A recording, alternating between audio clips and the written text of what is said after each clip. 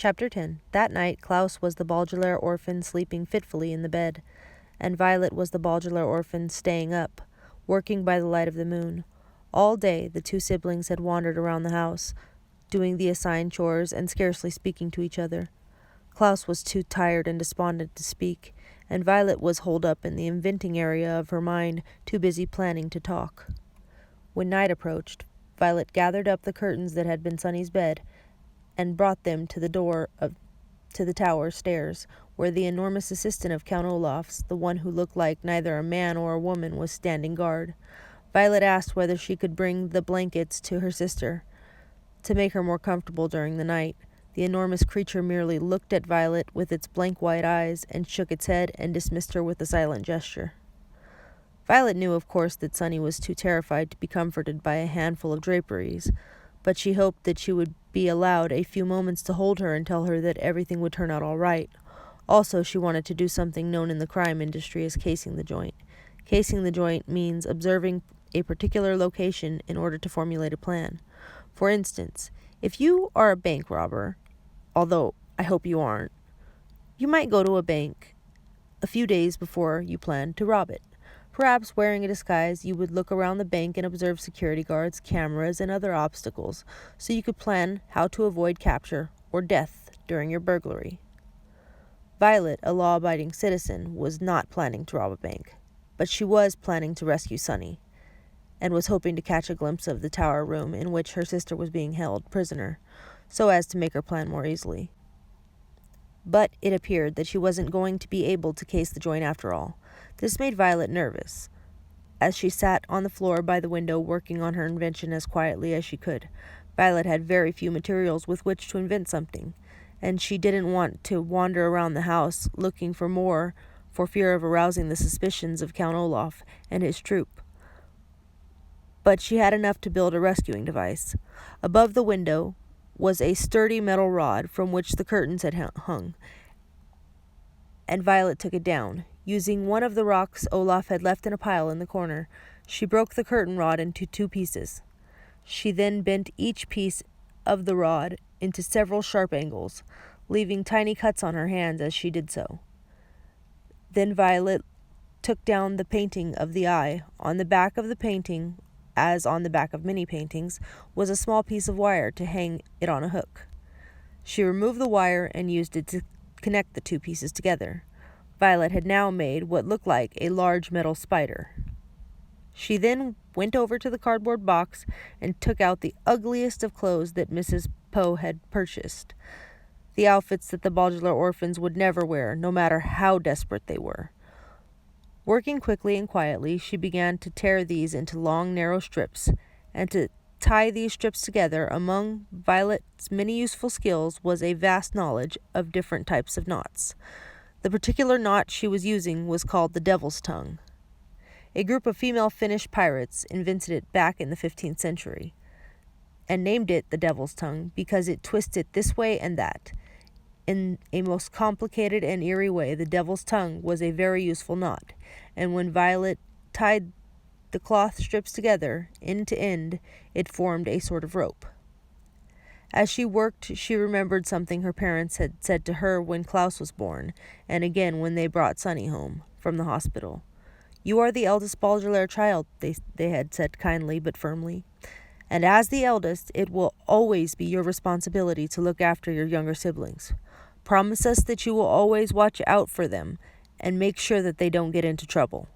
Violet remembered her promise, and thought of Klaus, whose bruised face still looked sore, and Sunny dangling from the top of the tower like a flag, and began working faster, even though Count Olaf was of course the cause of all this misery.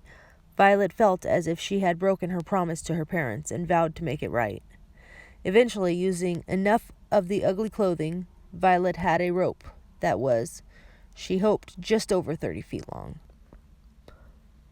What she had made was called a grappling hook, which is something used for climbing up the sides of buildings, usually for a nefarious purpose. Using the metal end to hook onto something at the top of the tower, and the rope to aid her climb, Violet hoped to reach the top of the tower, untie Sunny's cage, and climb back down. This was, of course, a very risky plan, both because it was dangerous and because she had made the grappling hook herself instead of purchasing it at a store that sold such things. But a grappling hook was all Violet could think of to make without a proper inventing laboratory, and time was running short.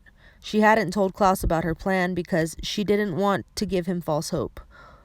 So without waking him, she gathered up her grappling hook and tiptoed out of the room. Once outside, Violet realized her plan was even more difficult than she had thought. The night was quiet, which would mean she would have to make practically no noise at all. The night also had a breeze, and when she pictured herself swinging in the breeze, clinging to a rope made of ugly clothing, she almost gave up entirely.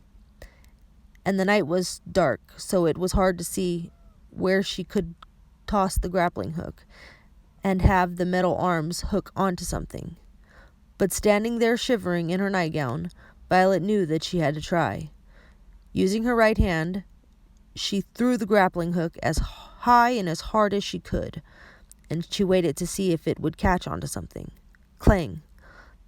The hook made a loud noise as it hit the tower, but it did not stick to anything, and came crashing back down.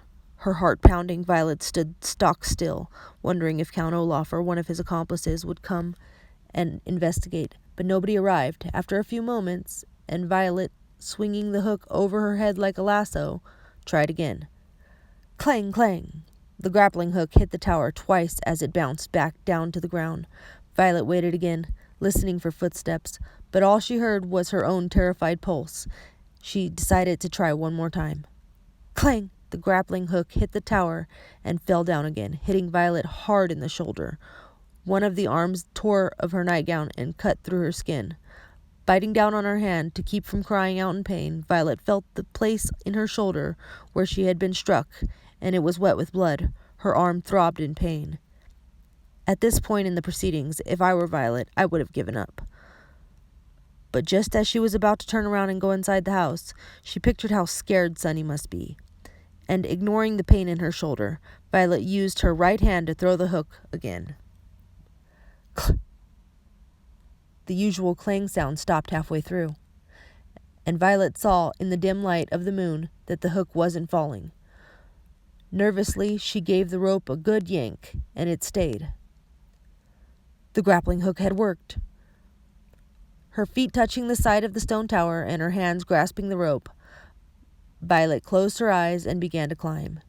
Never daring to look around, she pulled herself up the tower, hand over hand, all the time keeping in mind her promise to her parents, and the horrible things Count Olaf would do if his villainous plan worked. The evening wind blew harder and harder as she climbed higher and higher, and several times Violet had to stop climbing as the rope moved in the wind. She was certain that at any moment the cloth would tear, or the hook would slip, and Violet would be sent tumbling to her death. But thanks to her adroit inventing skills, the word adroit here means skillful, everything worked the way it was supposed to work, and suddenly Violet found herself feeling a piece of metal instead of a cloth rope. She opened her eyes and saw her sister Sunny, who was looking at her frantically and trying to say something past the strip of tape. Violet had arrived at the top of the tower, right at the window where Sunny was tied. The eldest Baudelaire orphan was about to grab her sister's cage and begin her descent when she saw something that made her stop. It was the spidery end of the grappling hook, which after several attempts had finally struck onto something in the tower. Violet had guessed during her climb that it had found some notch in the stone, or part of the window, or perhaps a piece of furniture inside the tower of the room, and stuck there, but that wasn't what the hook had stuck on. Violet's grappling hook had stuck on another hook. It was one of the hooks on the hook-handed man, and his other hook, Violet saw, was glinting in the moonlight as it reached right toward her.